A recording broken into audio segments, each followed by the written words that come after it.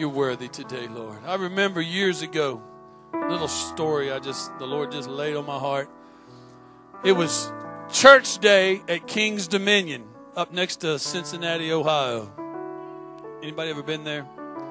The big church day thing that they used to do, and the place was absolutely slammed. Aaron was about 4 years old, my oldest son. He was probably 3 or 4 or 5 years old.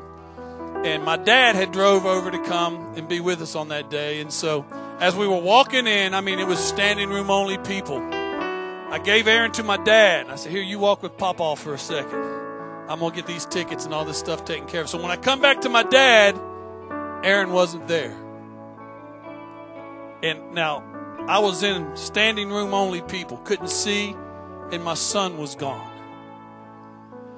That immediate fear struck me.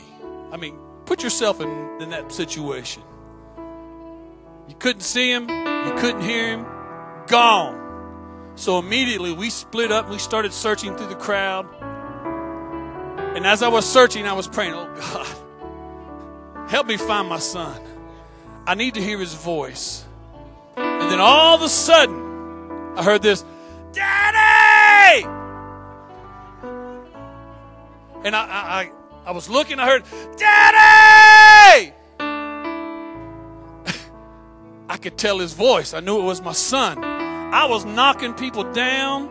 I was shoving people around. I was just, whatever it took to get to my son, I was going to do. Let me tell you something, folks.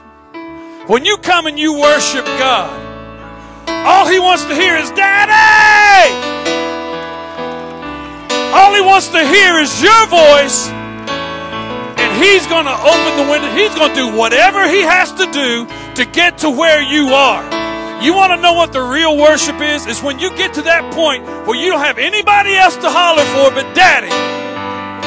And you begin to holler for Daddy. That's when he shows up. That's when he parts the waters. That's when he does whatever he has to do to get to where you are. So I don't know where you're at today in your worship time this morning.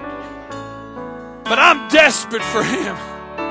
I want him. I need him this morning. That's the heart of worship. It's not just a song. Do you need him this morning?